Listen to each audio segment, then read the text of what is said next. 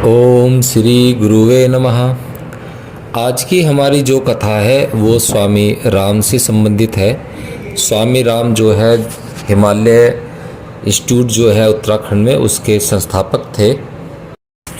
उनके जीवन की एक घटना है। एक बार गुरुदेव टनकपुर से नेपाल की ओर जा रहे थे। मैं भी उनके साथ था। चलते चलते रात हो गई और एक जंगल में ठहरना पड़ गया। गुरुदेव बोले, चलो कुछ खाना खाया जाए। उस समय रात के 2 बजे थे।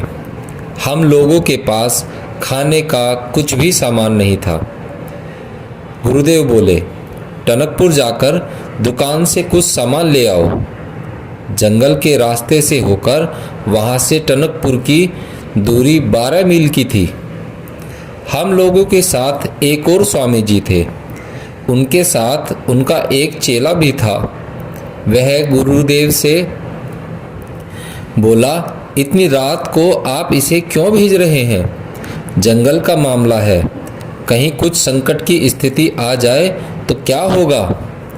मैं तो कभी भी अपने विद्यार्थी को इतनी रात जंगल में नहीं भेज सकता। गुरुदेव बोले, आप चुप रहिए। आप अपने इस विद्यार्थी को स्वामी नहीं बना रहे हैं बल्कि कायर बना रहे हैं। मैं अपने बच्चे को निर्भय देखना चाहता हूँ। आध्यात्मिक साधना कायरों और डरपोकों के लिए नहीं है, इसे तो जाना ही होगा। फिर गुरुदेव मुझसे बोले, भोलिया यहाँ आ, लालटेन ले लो, उसमें खूब तेल है। जेब में माचिस भी रख लो, हाथ में डंडा ले लो और जूता पहन लो। गल्ले की दुकान पर जाकर 3-4 दिनों के लिए खूब भोजन सामग्री ले आओ। मैंने ठीक वैसा ही किया। एक हाथ में लालटेन और दूसरे में डंडा और मैं चल पड़ा। उस रात कई बार शेर और सांपों ने मेरा रास्ता काटा। रास्ते में दोनों ओर ऊंची ऊंची हाथी घास उगी हुई थी।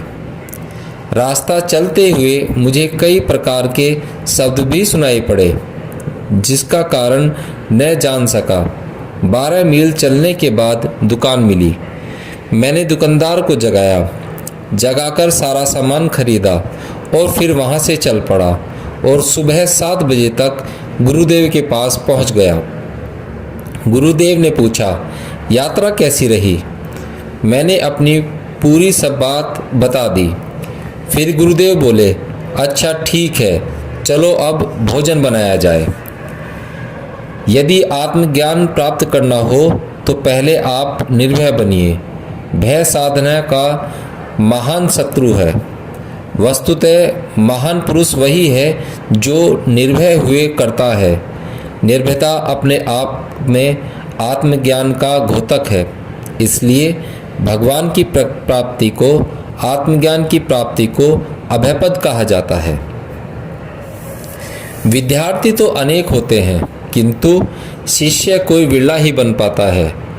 मेरे गुरुदेव के पास समय पर अनेक विद्यार्थी आए और प्रार्थना की कि कृपा करके हमें अपना शिष्य के रूप में स्वीकार कीजिए। वे गुरुदेव के आसपास बैठकर भजन, कीर्तन, अध्ययन आदि के द्वारा अपनी श्रद्धा भी प्रदर्शित करते। गुरुदेव की खूब सेवा भी करते। गुरुदेव के द्वारा दिए गए अनुशासन में स्थित होकर साधना भी करते। एक बार की बात है, गुरुदेव ने अपने सभी विद्यार्थियों को बुलाया। उस समय वहाँ लगभग 20 विद्यार्थी रहा करते थे। उन दिनों गुरुदेव दक्षिण भारत में तुंगभद्रा नदी के तट पर निवास कर रहे थे। गुरुदेव ने एकाएक कहा, उठो, सब मेरे साथ चलो। वह सबको लेकर तुंगभद्रा नदी के तट पर गए। उस समय नदी में खूब बाढ़ आई हुई थी। गुरुदेव ने उनसे कहा कि जो भी इस नदी को पार करेगा वही मेरा शिष्य होगा। गुरुदेव की बात सुनकर एक विद्यार्थी बोला, गुरुजी, आप जानते हैं मैं पार तो कर सकता हूँ, किंतु मुझे बहुत काम करना है। शीघ्र ही लौटकर अभी सब अधूरे काम को पूरा भी करना है। फिर दूसरा बोला, गुरुजी, मैं तो तैरना ही नहीं जानता। मैं चुपचाप खड़ा रहा। गुरुदेव ने मेरी तरफ देखा और मैं उनका देखता हुआ मैं अचानक नदी में कूद पड़ा। गुरुदेव शांत भाव से नदी के तट पर बैठ गए। मैं नदी में तैरने लगा। नदी का पाट बहुत चौड़ा था और उसमें अनेक घड़ियाल रहा करते थे। लकड़ियाँ भी बह रही थी, किंतु मुझे उन सब चीज़ों का बिल्कुल भी ध्यान नहीं था। मेरा मन तो गुरुदेव के कथन पर ही एकाग्र था। उस समय मैं नवयुवक था। किसी की ललकार सुनकर जोश में आ जाया करता था। उस समय मुझे ऐसा लगा कि गुरुदेव मुझे ललकार रहे हैं। यह कह रहे हैं कि उठो और सिद्ध करो कि तुम मेरे सचमुच शिष्य हो। मैंने सोचा यह मेरी आत्मशक्ति की परीक्षा का अच्छा अवसर है, अतः मैं नदी में कूद पड़ा। जब मैं तैरते हुए थक जाता तो बहने लगता, फिर तैरने का प्रयास करता।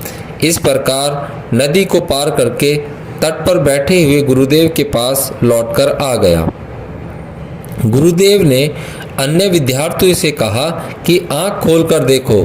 इस बच्चे ने यह नहीं कहा कि मैं आपका शिष्य हूँ या नहीं, वह सीधे सीधे नदी में कूद पड़ा। मैं गुरुदेव के बहुत ही नज़दीक था, बचपन से ही उनके पास जो रहा था।